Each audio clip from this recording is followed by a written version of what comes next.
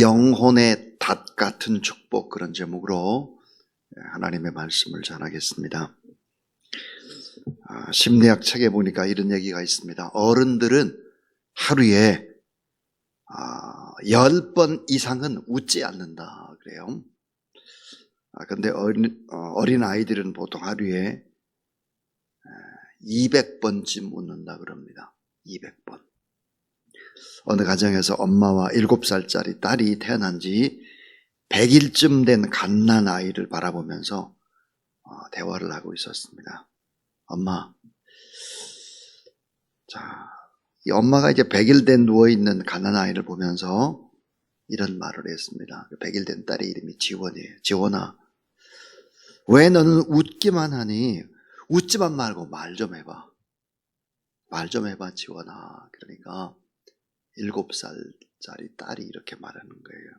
지원아, 어른이 되면 웃지는 않고 말만 많이 한다. 나 지금 그냥 웃어.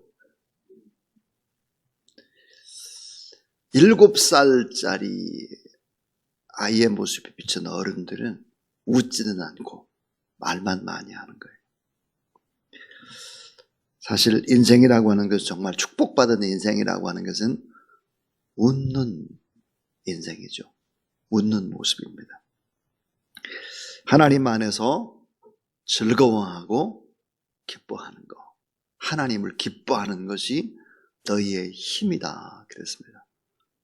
2022년도 여러분 좀 많이 예수 그리스도 안에서 웃고 기뻐하고 즐거워해서 하나님 앞에 영광 돌리는 그런 여러분의 삶이 될 수 있기를 주님의 이름으로 축원합니다. 자, 오늘 이제 영혼의 닷 같은 축복 그랬습니다. 자, 영혼의 닷 같은 축복이라고 하는 것이 과연 무엇을 얘기할까 하는 거예요. 여러분 잘 아는 대로 닷이라고 하는 것은 배가 파도에 흔들려 떠내려가지 않도록 꽉 견고하게 붙잡아주는 것이 바로 닷입니다. 영혼의 닷 같은 축복이라고 하는 것은 무엇을 말할까? 그것은 바로 세상의 바다에 우리가 탄 배가 움직이지 않도록 하나님께서 고정시켜 주시고, 이 소망의 닷이라고 하는 것은 성도들을 세상 가운데 붙잡아 줄 뿐만 아니라 하늘의 지성소와 연결해 주는 바로 이 닷이 소망의 닷이다 그랬습니다. 이 소망의 닷이라고 하는 것은 흔들리지 않게 붙잡아 주는 반석에 매인 줄과 같은 동시에 하늘과 연결해 줄 뿐만 아니라 하늘을 향해서 우리를 끌어올리는 닷줄과 같다 그랬습니다. 신약자 레이몬 브라운이라고 하는 사람이 이런 얘기를 했습니다. 2세기 말년부터 닷은 그리스도인에게서 의미심장한 표시 마크였다 그랬습니다. 1세기, 2세기, 3세기 초기 기독교 무덤에, 교인들의 무덤에 보면 이 세 가지가 마크로 찍혀 있었다 그래요. 하나가 비둘기고, 또 하나는 물고기고, 그 하나가 닷이다 그랬습니다. 영원한 소망의 닷 대신 예수 그리스도, 그 어떠한 풍랑에도 휩쓸리지 않으시는 약속의 본체, 그분께 닷을 내리는 것이 축복 중에 축복이다 하는 것입니다. 오늘 우리가 창세기 12장 1절부터 3절 말씀을 읽었는데, 창세기 12장 1절부터 3절의 말씀을 잘, 이 약속이 어떻게 성취가 되고 있나, 이거를 보여주는 것이 바로 히브리서 6장 13절부터 20절까지의 말씀입니다. 그 말씀에 보면 19절에 이렇게 되어 있습니다. 우리가 이 소망을 가지고 있는 것은 영혼의 닷 같아서 천천하고 견고하여 휘장 안에 들어가나니 그랬습니다. 자, 영혼의 닷 같은 축복, 그 축복은 과연 무엇일까 하는 것입니다. 자, 창세기 12장 1절부터 3절의 말씀과 히브리서 6장 13절과 20절 말씀은 함께 읽으면 이 말씀이 어떻게 이루어지고 어떻게 축복이 현실이 되고 어떻게 하나님 앞에 우리가 승리하며 소망의 닷처럼 그렇게 살아갈 수 있을까? 같이 함께 보면 너무너무 좋습니다. 자, 오늘 이 본문송에서 세 가지 얘기를 하려고 합니다. 이 말씀을 대하면 대할수록 가슴이 참 뛰는 하나님의 말씀입니다. 그 첫 번째가 뭘까? 축복의 보증과 약속을 맹세하신 하나님입니다. 자, 반드시 내가 너를 축복한다라고 하는 이 사실을 보증하고 약속하고 하나님이 맹세까지 하셨다는 거예요. 반드시 살되게 해주겠다는 거예요. 어마어마한 약속의 말씀이죠. 하나님께서 보증을 서시고 약속 맹세까지 하셨다 그랬습니다. 우리 보통 은행에서 담보 대출을 할 때 거래의 안전을 보장하기 위해서 보증인을 세우는 것이죠. 보증인. 대출하는 자보다 보증인이 재력이 더 크고 담보가 확실하면 더 많이 빌려주는 거잖아요. 누가 보증을 쓰느냐 이거예요. 이게 너무 중요한 거죠. 자, 저는 참 얼마나 무능한 사람인지 제가 주사랑교회라는 교회를 잠실 본동에 있다가 이제 이쪽으로 이렇게 옮기고 또 이 건물을 이렇게 사고 이런 과정 속에서 저는 다시 태어난 것 같았습니다. 은행에 대출을 하려고 가보니까 저는 대출을 해줄 수 있는 근거가 아무것도 없는 사람입니다. 저 같은 아무런 소유도 없어서 저는 보증인이 될 수도 없고 대출 자체가 될 수 없는 그런 사람이었습니다. 근데 오늘 우리에게는 보증인이 계시다는 거예요. 튼튼한 담보대출이 가능한, 그리고 아예 맹세까지 하신 분이 현차는 저 같은 인간이 아니에요. 하나님께서 그렇게 하셨다 그래요. 자, 축복을 하나님이 약속을 하셨어요. 아브라함에게. 근데 오늘 말씀에 보면 뭐라고 말씀하는가? 히브리서 6장 13절. 하나님이 아브라함에게 약속하실 때 가리켜 맹세할 자가 자기보다 더 큰 이가 없으므로 자기를 가리켜 맹세해 이르시되 내가 반드시 너에게 복주고 복주며 너를 번성하게 하고 번성하게 하리라 하셨더니 그가 이같이 오래 참아 약속을 받았느니라. 사람들은 자기보다 더 큰 자를 가리켜 맹세하나니 맹세는 그들이 다툰 모든 일의 최후의 확증이니라 그랬습니다. 그러니까 뭐예요? 하나님보다 더 큰 분이 없기 때문에 하나님은 스스로 자신의 삶을 가리켜 맹세를 하신 거예요. 맹세를. 맹세하고 보증하고 확약하셨다. 내가 반드시 너에게 복주고 복주며 틀림없이 복주겠다고. 하나님보다 더 큰 이가 없으니까 하나님의 삶을 가리켜서 맹세하셨다는 거예요.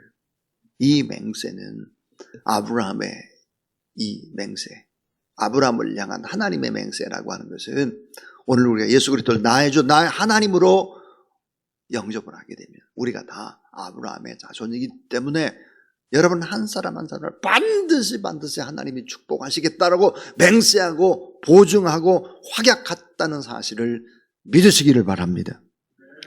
자, 이 모든 일의 최후의 확정이 뭘까? 하나님이 맹세하는 거라는 거예요. 자, 하나님은 유독 세 가지를 하실 때 맹세하겠다. 내가 맹세. 내가 보증한다. 나를 한번 시험해봐라. 이렇게 말씀을 하신 것이 세 가지 삶을 두고 맹세하셨어요. 하나님은 시험해 보는 걸 제일 싫어하고 맹세하고 이런 걸 싫어하시는 분이신데 하나님 자신이 이 세 가지의 축복을 약속할 때는 반드시 그렇게 하셨습니다. 그 세 가지가 뭘까 하는 거예요. 하나가 바로 언어의 축복입니다. 언어. 민수기 14장 27절 28절 내 삶을 두고 맹세하노라. 너의 말이 내 귀에 들린 대로 내가 너에게 그대로 행해주겠다는 거예요. 그러니까 반드시 너의 언어, 그 너의 언어가 새 언어가 돼야 내 시대가 새 시대가 되고 새 축복의 기적이 열리지 입이 바뀌지 않으면 안 된다라고 합니다. 하나님의 삶을 가리켜 맹세한 것입니다. 이게 여러분의 입술이 바꿔지지 않으면 여러분은 시대가 새로운 시대가 아니에요. 2022년이 새 시대가 될 수가 없어요. 입술이 바꿔지지 않으면 축복의 기름 부음이 임할 수가 없어요. 하나님이 뭐예요? 하나님의 삶을 두고 맹세한 거예요. 또 하나는 11조의 축복이에요. 말라기 3장 8절부터 10절 보니까 내가 복을 주는지 안 주는지 한번 나를 시험해 보라. 이렇게 확약을 하셨어요. 그 다음 오늘 본문에 보니까 선택받은 자녀를 축복할 때 하나님이 삶을 두고 맹세를 했습니다. 반드시 내가 하겠다. 유독 세 가지를 보증하고 맹세하시고 하나님의 삶을 두고 맹세를 하셨다 하는 것입니다. 자, 그 다음 두 번째, 세 가지 주권을 인정을 하면 축복의 하늘문이 열린다는 거예요. 세 가지 주권을 인정하라는 거예요. 세 가지 주권. 그 세 가지 주권을 볼까? 여러분 신년벽 때 꼭 기억을 하셔야 돼요. 이 세 가지 하나님의 주권을 인정을 하게 되면 축복의 하늘문이 반드시 열린다고 하는 것이 하나님의 말씀이에요. 그 하나가 뭘까? 물질 생활에 하나님의 주권을 인정하라는 거예요. 물질 생활에. 자, 물질의 문제는 물질로 풀어야 한다는 것이죠. 하나님께서 맹세하고 시험해 봤던 일이 아까 말라기의 얘기였어요. 말라기 3장 8절부터 10절이에요. 그러니까 하나님의 주권과 섭리를 인정하는 것은 물질 부분도 중요한 부분이라는 거예요. 자, 여러분 하나님 앞에 드리는 물질 11조라고 하는 것은 씨앗과 종자와 건강한 씨알과 같은 것입니다. 하나님께 제일 싫어하는 것이 뭘까? 하나님을 시험해 보는 거예요. 그런데 그 이스라엘 백성들이 하나님을 시험하다가 큰 고통을 받았잖아요. 그런데 그 하나님께서 시험해 보라 이거예요. 유일하게 딱 한 가지. 물질 부분에서 유독히 또 나를 한번 테스트해봐라. 시험해봐. 이렇게 말씀하셨어요. 그러니까 물질 생활에 하나님의 주권을 인정하라 하는 것입니다. 하나님의 주권을. 하나님이 복을 주셔야 내가 복되게 인생을 살아갈 수 있는 것이다. 이런 주권을 인정하라. 또 하나는 언어로 하나님의 주권을 인정하라. 언어로 하나님의 주권을 인정해야 합니다. 언어로. 특별히 언어는, 축복의 언어는 예언입니다. 그 자체가 예언이에요. 자, 윗사람, 엄마, 아빠가 자녀들에게 이야기하는 것은 그냥 예언의 수준인 것입니다. 예언. 자, 선생님이 제자들을 향해서 얘기하는 것, 축복하는 것은 예언이죠. 자, 우리 장로님들, 목사님들, 또 지도자의 언어라고 하는 것은 이거는 뭐 엄청난 것입니다. 이 언어에 있어서 하나님의 주권을 인정해야 된다 하는 거죠. 나쁜 말을 하게 되면 자기 무덤을 자기 스스로가 파는 것입니다. 한번 여러분 생각해 보세요. 새벽에 이부자리 속에서 처음 깼을 때 뭘 하시나요? 어떤 말을 하시나요? 맨 먼저 하는 말이 어떤 말이에요? 인생을 결정할 수도 있습니다. 오늘 저는 새벽 3시에 깨어났습니다. 새벽 3시에 깨어나서 계속해서 기도를 하나님이 시키시는 거예요. 계속 기도하고 그러다가 이제 이천으로 왔어요.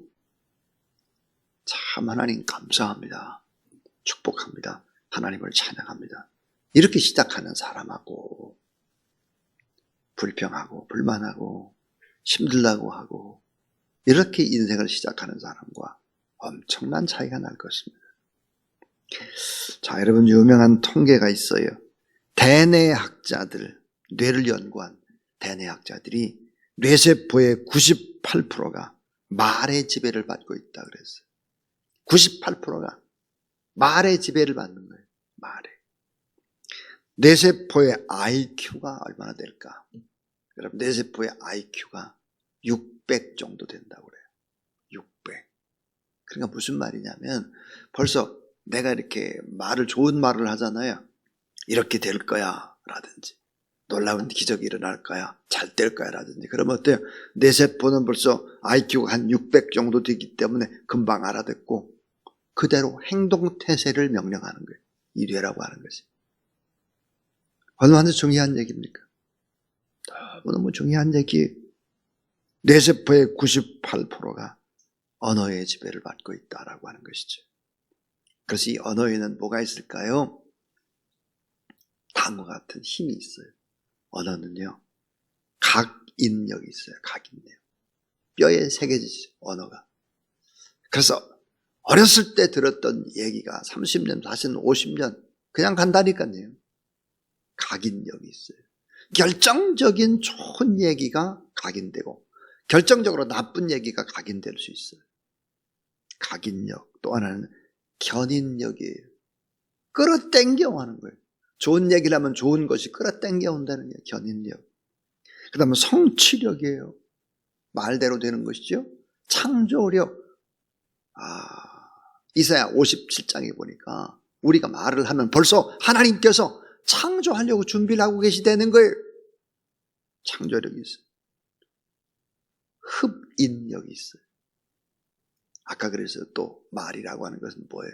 예언의 힘이 있다 그랬어요. 예언력이 있다 그랬어요. 놀라운 약속의 기적의 말씀이죠.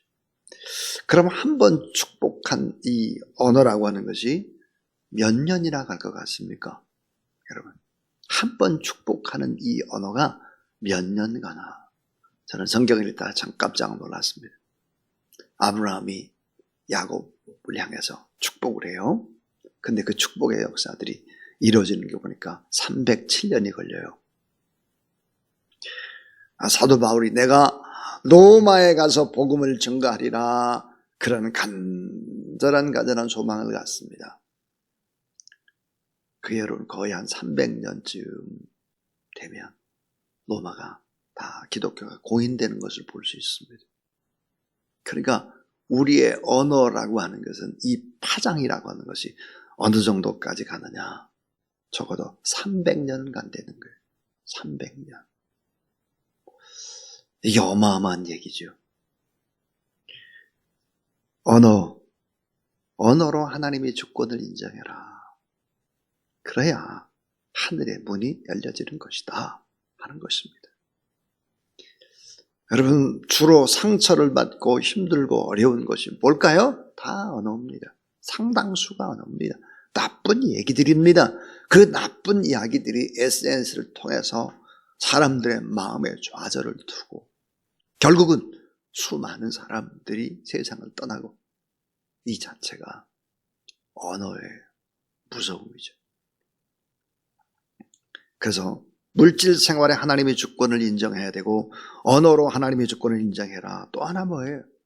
예배의 우선순위로 하나님의 주권을 인정하라. 예배에. 예수님께서 마태복음 5장 6장에 길게 이제 산상수훈 축복에 관한 팔복에 관한 말씀을 설교를 하셨어요. 그리고 결론으로 맺은 말씀이 뭘까? 마태복음 6장 33절입니다. 너희는 먼저 그의 나라와 그의 의를 구하라. 그리하면 이 모든 것을 너에게 더하시리라. 이 모든 것이 뭐예요? 먹고 입고 자고 쓰고 이런 거 다. 먼저 그의 나라와 그의 의를 구하라. 하나님 앞에 예배 드리는 일을 작정하는 것입니다. 하나님 앞에 내가 예배에 성공하고 말리라. 이 세 가지 주권을 인정하면 하늘의 문이 열려지는 거예요. 물질 생활에 하나님의 주권, 언어로 하나님의 주권, 예배 생활에 하나님의 주권, 이거를 인정하라. 그럼 놀라운 기적의 역사가 일어나게 되죠. 아브라함은 뭐예요? 이 세 가지를 다 인정합니다. 아브라함의 생각은 그래요. 다 이 세 가지를 인정하죠.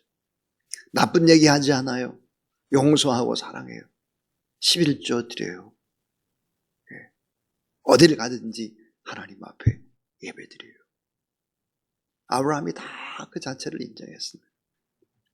자, 그 다음에 마지막 세 번째 얘기는, 이게 제일 중요한 얘기죠.